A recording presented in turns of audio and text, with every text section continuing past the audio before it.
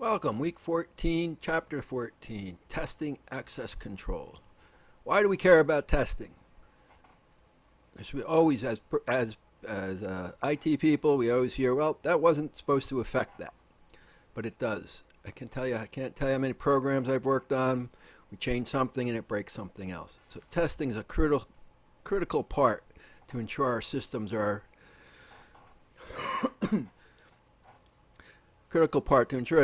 no one's broken in or has access to get in.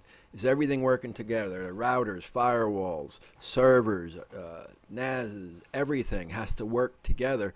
And when you have that combination of hardware, software, it leads to issues. So this is why we want to test. We want to make sure that what we did works, and that we didn't waste our time. So we're going to look at how do we mitigate risk by properly testing. We're going to look at the testing and reporting, vulnerability, network operation scans, and penetration test scans. Why do we need to test software? What's the system development life cycle, the security development life cycle? These are just some of the areas that we're going to be looking at today to figure out what we need to do. So penetration test, preferably called security assessment, provides active evaluation of your information security systems. Basically, someone's trying to break in. Where I worked, we hired a third-party company, a consultant, and their goal was to break into our system. They had a time frame. All right, over the next 2 months, we didn't know when it was coming, how it was coming, but they were supposed to locate certain files and see if they can get them. First time it was successful, they broke in, and second time they were not able to get broken in. We had it done every year pretty much. So why do we bother testing? It's looking for weaknesses. Obviously, when we're building a system, we want to make sure we have everything in place, but in reality, you can't build for everything. So we're going to look at how we're going to look at testing the software. Sometimes software doesn't play nicely with hardware. And hardware doesn't like software. So, there's this combination of stuff we need to evaluate. And that's why we do the penetration system. And it's an act of someone attempting to break in. As one of the things you do, you give them boundary conditions.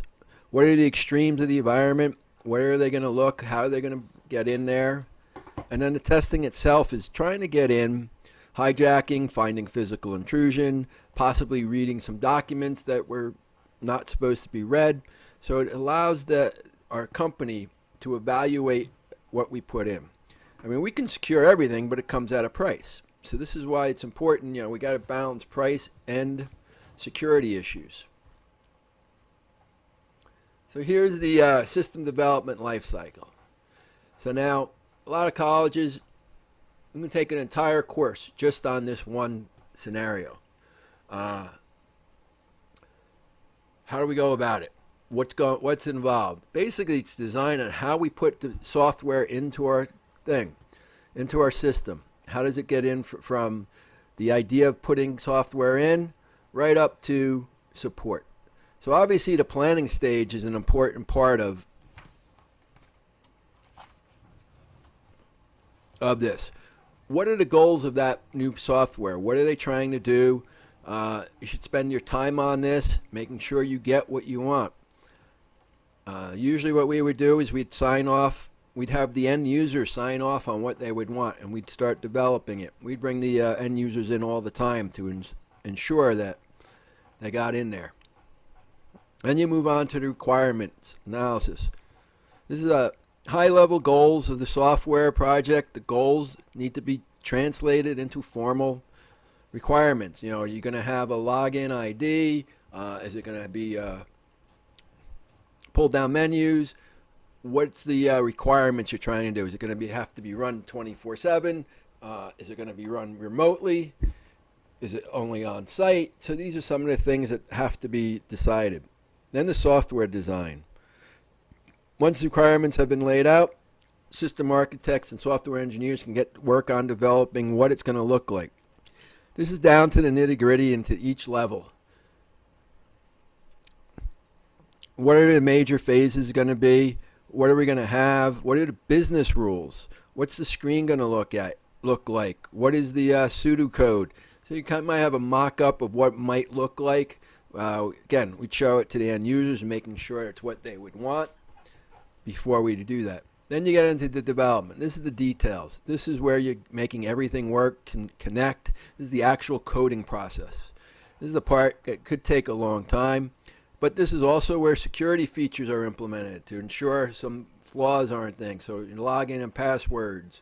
They only have, what level of access do they have? As we looked in at the previous chapter, someone might have different levels of access, and they don't need to see the whole application. They only need to see a small portion of it.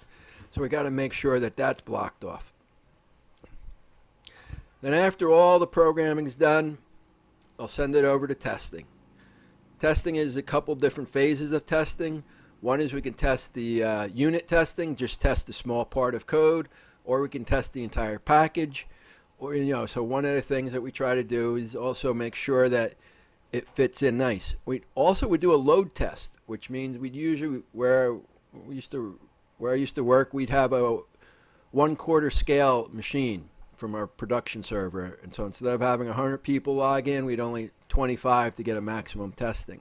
So load testing measures the software performance, how many users are hitting the database at the same time. Can the database handle it? Can the network handle it? So load testing is also an important part of this. And we get the release. After all that's done, we release it to production. We'd install it.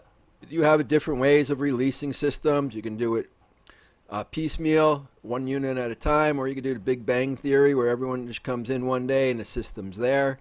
So there's different types of releasing that we can do.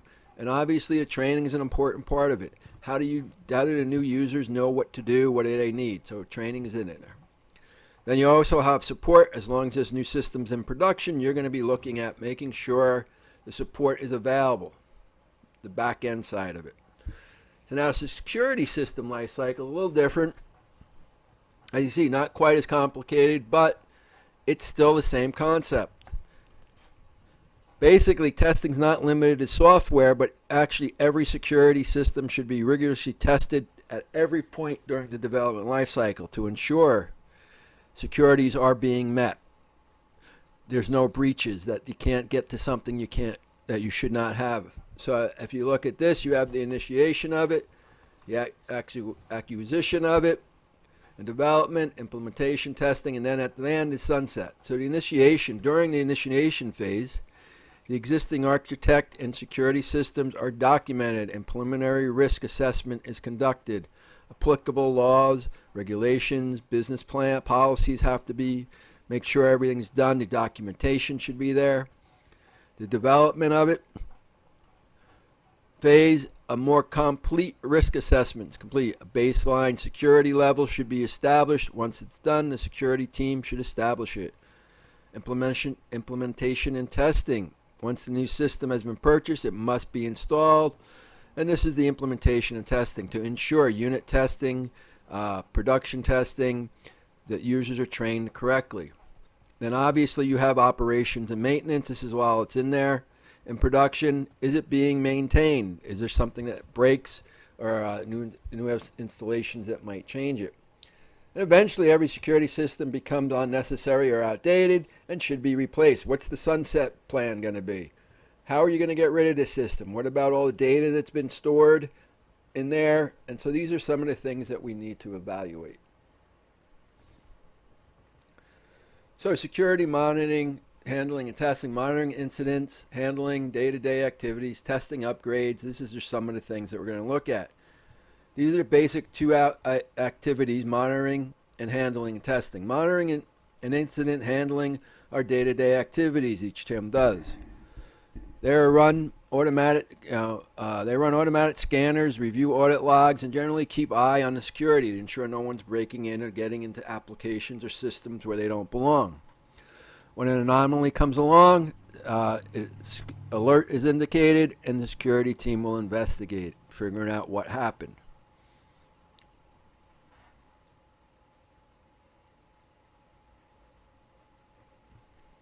So functionality, Before the information security team can purchase and implement a new security system, they perform a basis risk assessment, test functionality of the old system. This tells the team what major weaknesses exist, because you don't want to have it any worse than you already have. Remember, implementing new systems should make improvements. It's either going to make it easier for the users, more difficult to get in from intruders. So there's a couple different things that we want to look at.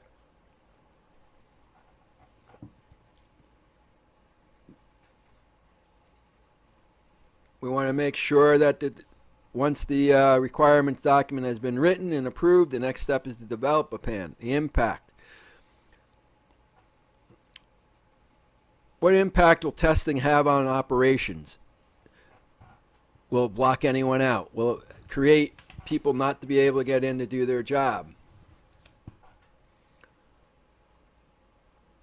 Vulnerability. Are there known vulnerabilities to consider during testing? The test plan should exercise these vulnerabilities. Breach planning. What should happen as a result of a security breach? And gap analysis. Security is a concern across the entire infrastructure, not just the IT group. Everyone needs to be trained on this. Some common vulnerabilities. It's important that the operations continue without interruption by the security testing team. The test plan must focus on non-intrusive testing methods, such as host discovery or port scanning. Host discovery is the process of scanning a network to find out which internet protocol addresses are addressed to potentially vulnerable resources, such as internet, as the web server or database servers, depending on the purpose of the scan. Port scanning is a technique.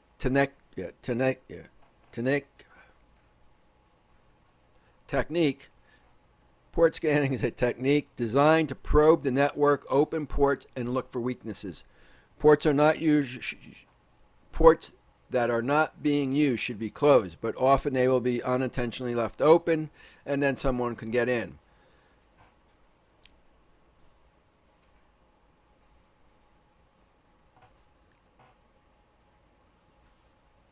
Benefits of vulnerability scanning. Basically, it helps us identify what's going on in a network, keeps the system, any ports that might be open, we can close them. Applications, in case there's your network could be good, but your application might have issues in it. So this will help us scan those. It will also help with the operating system, ensure that we don't have any vulnerabilities on our operating system. Is something misconfigured? Did an application change something by accident? This will allow us to do this.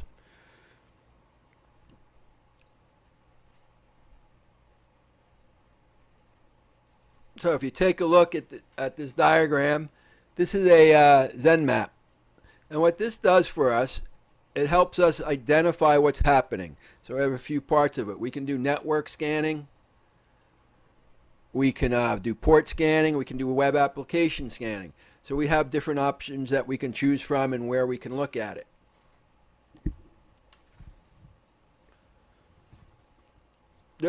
These are usually automated packages. And as you can see, you put your IP address up here. Where is it going to attack? And then it'll go through and scan all these ports. And as you can see, it scans the port and what it came back with. Then this will ensure that all the ports that are only open are the ones that have to be open. If they're not being used, they shouldn't be left open, because then becomes a vulnerability issue.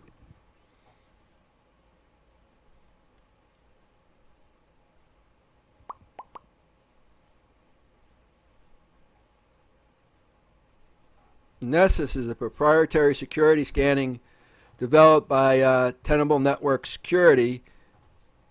It is network-centric with web-based consoles. It's a useful tool for larger securities to handle. Nessus reports gives a good breakdown of which ports are open, which hosts are used, which threats are possible, and you can always look at it. Here's a sample of what that would look like. Again, if you look, it scanned here, it scanned a port, Service detected, so something was running. So here's all the different things that you can see. This is a real easy thing to read and understand. Retina, here's the configuration screen. It's another proprietary software vulnerability scanner, and it's a deep scan of the network looking for known issues that have not been patched yet. Retina output gives good breakdown and provides a good information on what it's going to look like. And if you take a look, this is what the output would look like.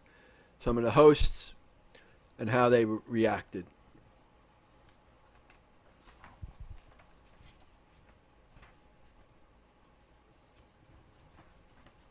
So a gap analysis allows us to, the purpose of this is to identify the difference between reality, what do we want, and what's actually there in the current state. We can say we have to have all this, but in reality that's not it. It wasn't put into place right. We might have wrong equipment up there. So the gap analysis allows us to go through each level of the domains and figure out what we need to do. Where do we need to protect more?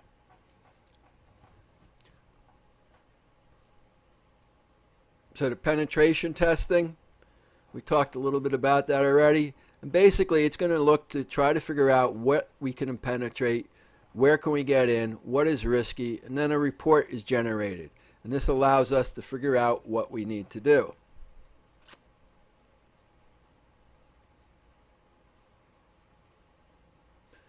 So if we take a look at the different domains, let's start over here with the users.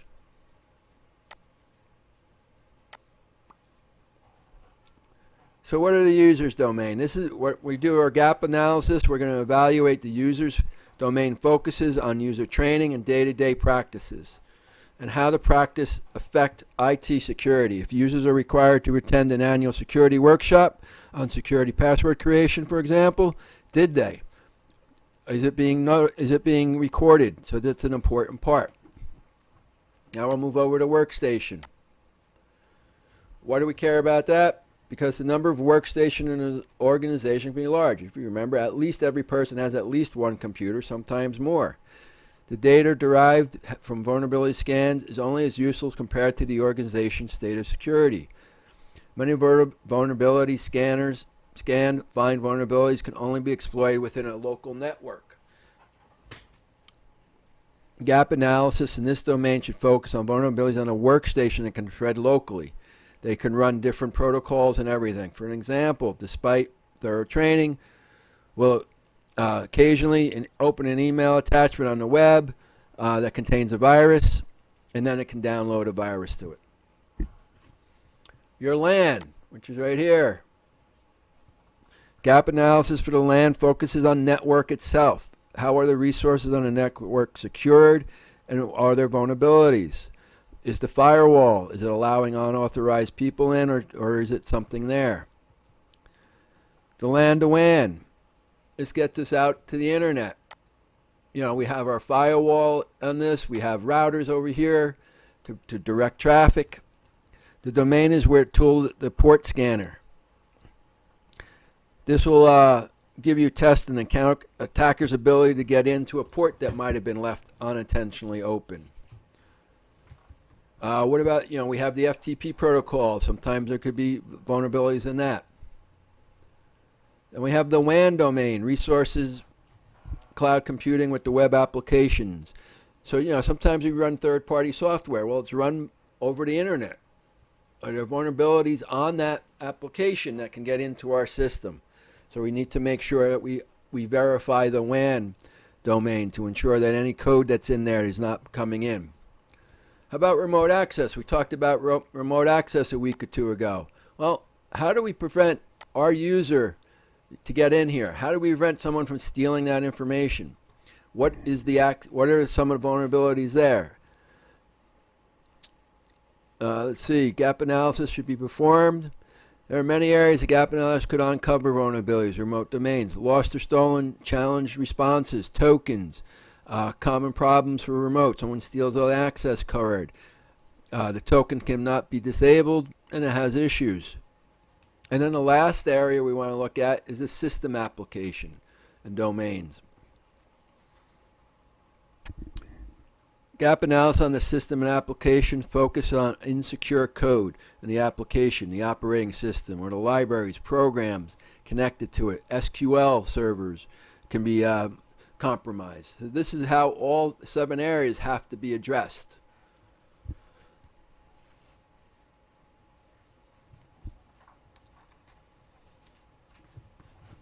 So what are we going to look for? Penetration test is risky for an attack team as well. If the incident's response or even ordinary employees in testing involved social engineering is well prepared, they may call security or law enforcement agencies. This would be normal and approved process, especially if there have been intruders in the building. Penetration testers should be prepared to step out of their role as an attacker and prove that they are identity. So what are we going to look for rules of engagement? What are they going to look at? Specific internet protocol addresses we want to look at. Any restrictions? Well, we know if we have a test area, we know we might have vulnerabilities on the test area. So we might tell them, hey, let's not try to penetrate that. We know it's weak. It's an isolated network. These are some of the things we need to look at.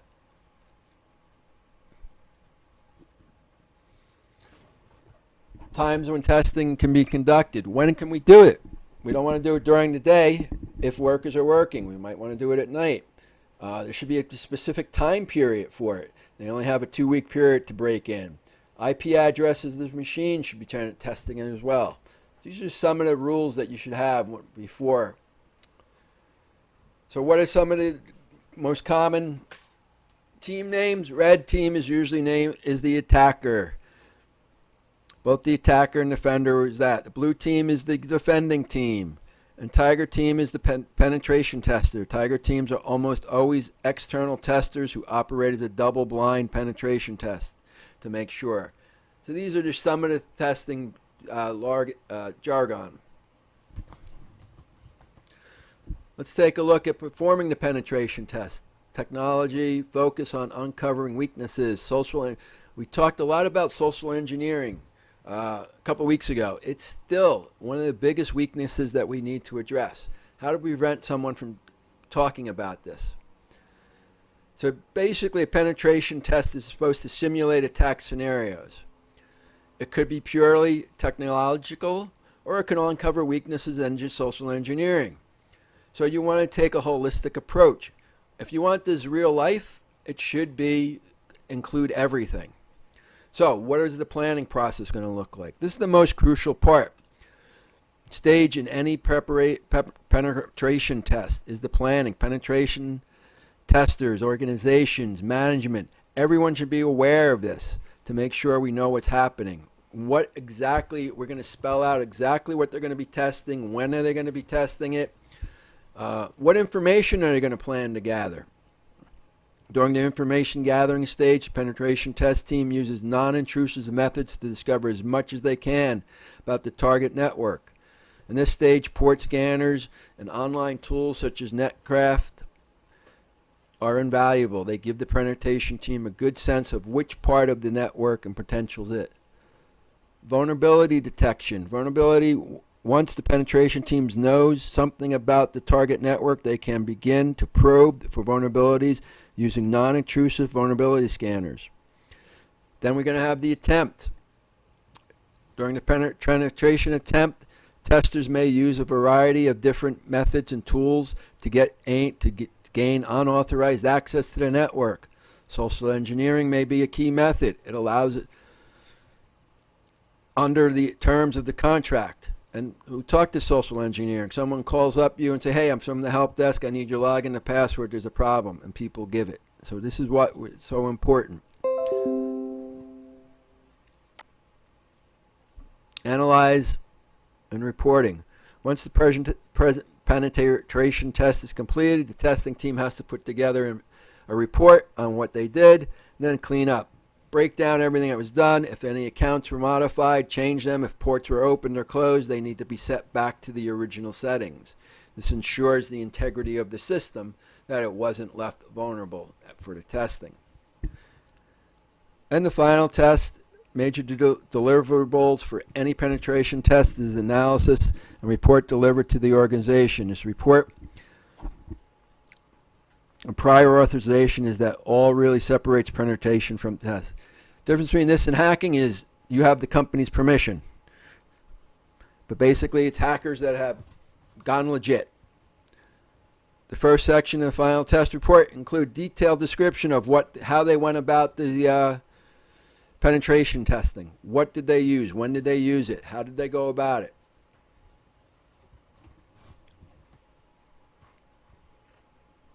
And in summary, we talked about the system penetration testing, the system vulnerabilities, network operating, the scope of the plan, and all the different parts of it. So testing is an important part. As I said, where I used to work, we used to have our systems tested once a year. We keep modifying them and changing them because what happens over time? Well, hackers figure out how to defeat what we have in place. We constantly have new systems hacking information. This is why you should be running virus scan to prevent this, because this is why you get definitions every week, every day sometimes to ensure. So remember, have a wonderful day. Remember to smile.